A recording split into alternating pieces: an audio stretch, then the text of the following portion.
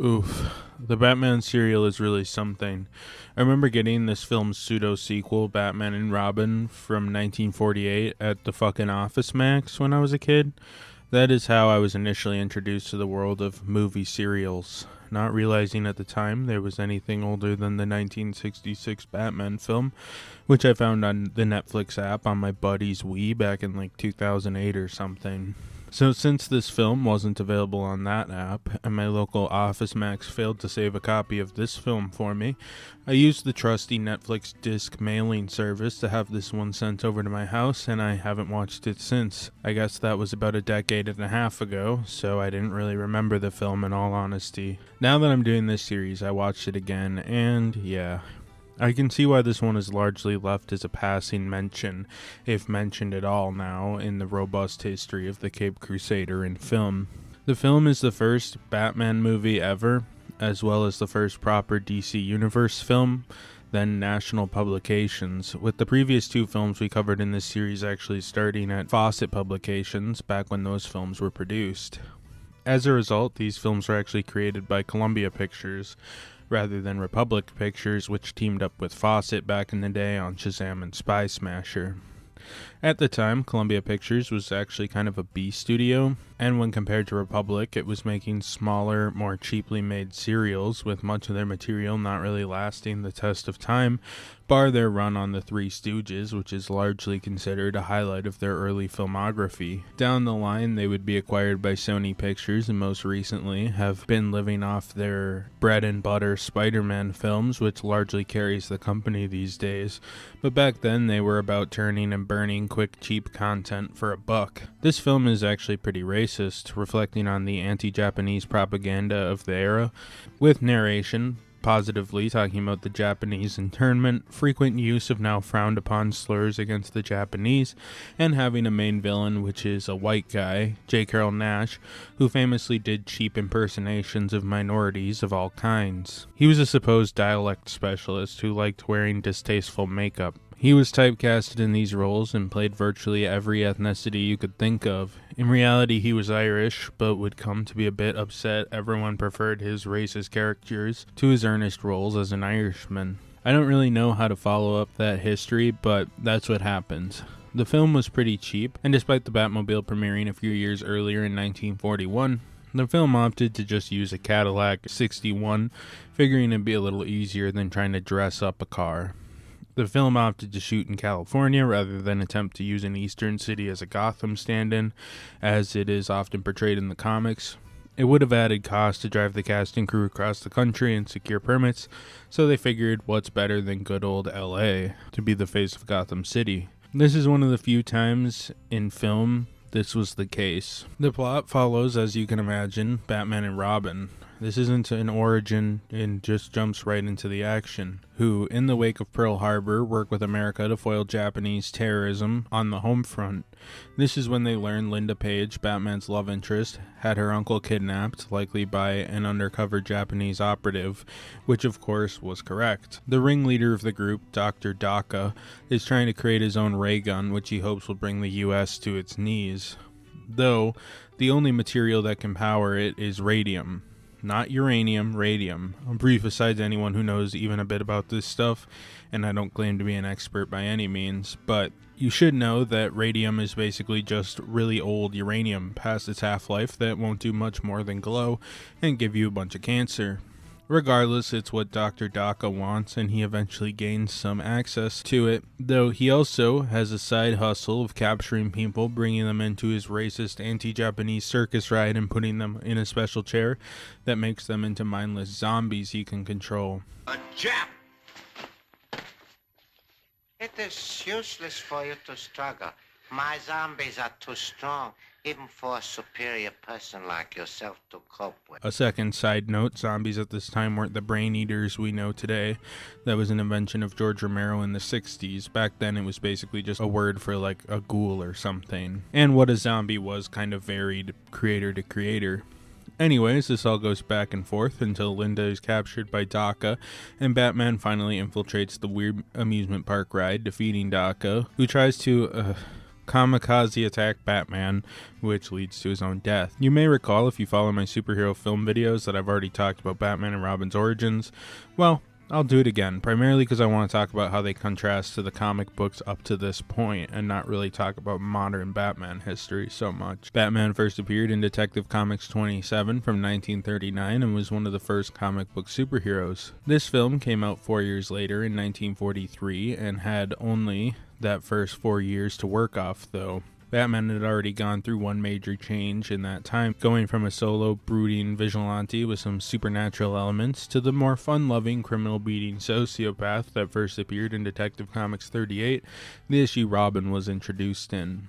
The reason I say sociopath is that Batman really liked murdering people early on, and there are more than one issue in this era where someone is sentenced to death in the electric chair or something, and Batman is just gassed that this adversary's brain got fried. Regardless, I sort of see more elements of the original in this first Lewis Wilson portrayal, one that is actually fairly true to the comics of the day.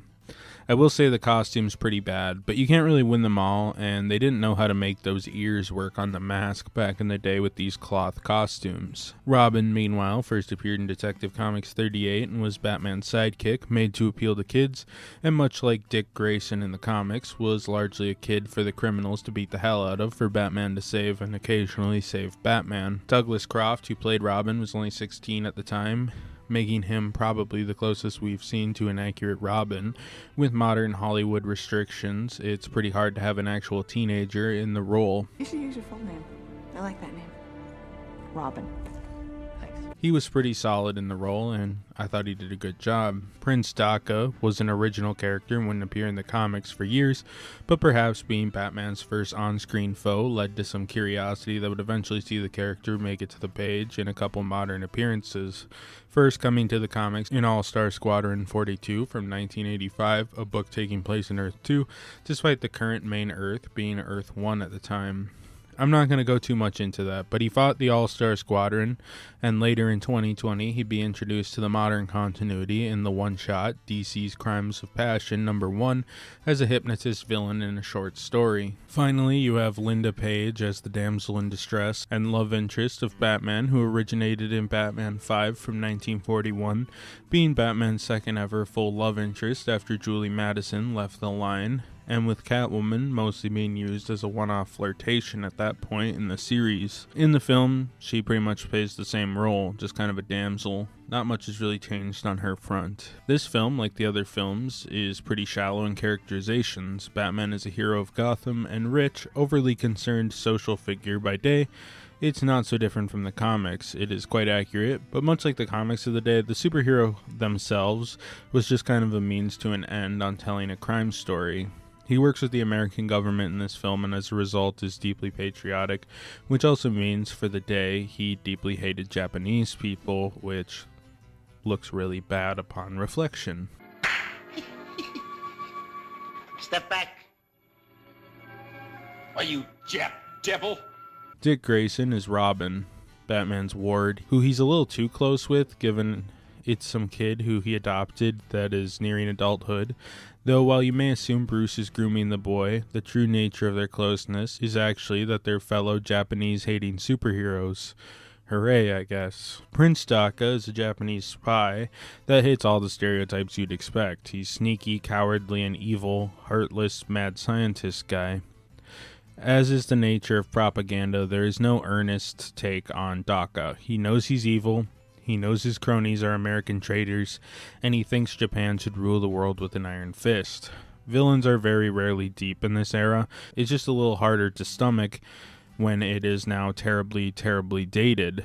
Not to mention a character that would be the first rogue of what would become a landmark in both film and pop culture, like Batman. He makes this film an awkward watch, and despite good performances from Lewis Wilson and Douglas Croft as Batman and Robin respectively, I think the people largely discount this film entirely, since it's admittedly a watch that constantly one-ups itself in the things the characters do and say, as a result of this villain being so deeply rooted in hateful propaganda. Tonally, this film is definitely an adventure serial with some fun setups. Batman is on a plane punching out bad guys, but for some reason the plane has car steering wheels. I can't fathom how that works.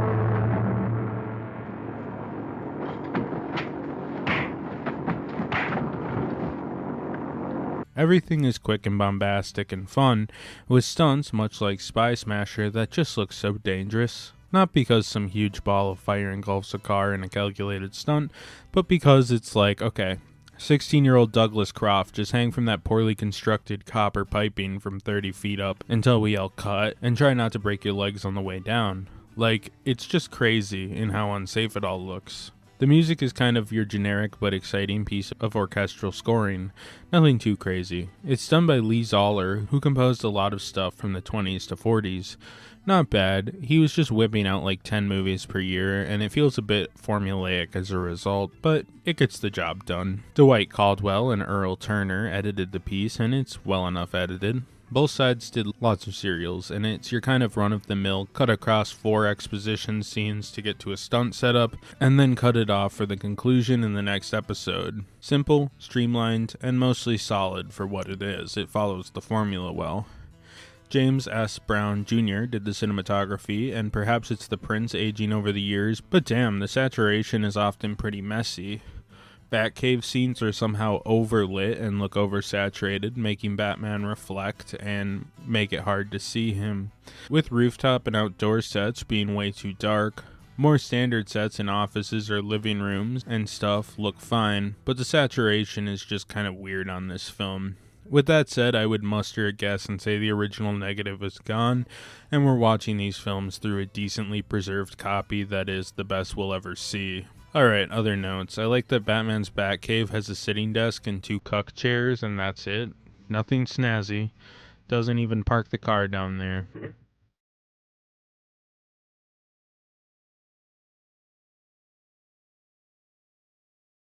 This looks like some shit some teenager would set up if they lived near a cave to smoke pot and drink White Claws at. This film has a narrator, and the man is patriotic, as you can imagine, in a racist film. Films don't need narrators, though, if they do their job right. Don't mind it for opening titles, but I don't like when I'm being walked through shit. Just show me it. Batman puts stickers on criminals' heads. This was a nod to Zack Snyder's famous branding from Batman v Superman, Dawn of Justice. He branded him. A wonderful reference to that wonderful 2016 film. You'll recognize these as the last 2 men of the Collins gang. I know you've been looking for them for some time. The Batman. I think director Lambert Hillier just looked into the future and knew Batman would leave his mark in Batman v Superman and decided to copy that. Batman and Robin aren't really experts. They just kind of jump gangsters and get lucky. Part 1, for example, 3 guys combine forces and thrash Batman and Robin.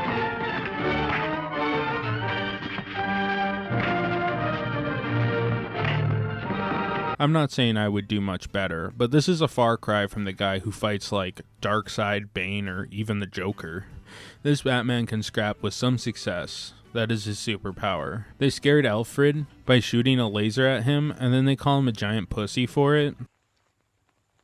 When suddenly, electrically and without warning, it was shattered.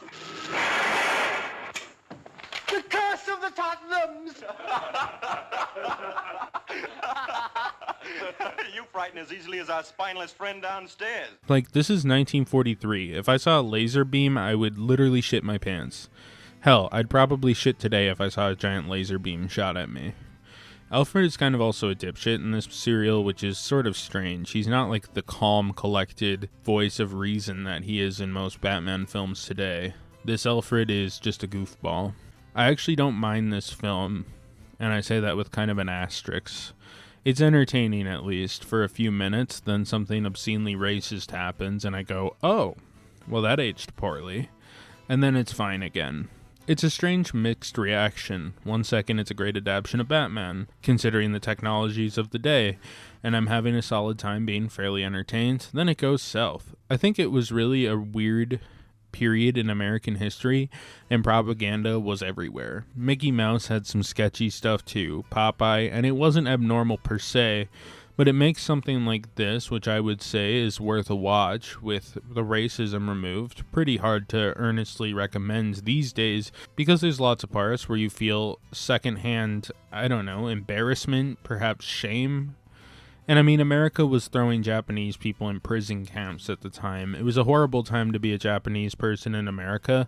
And yeah, just kind of makes it a weird watch today to be like, these people are evil and terrible. America wasn't doing much better.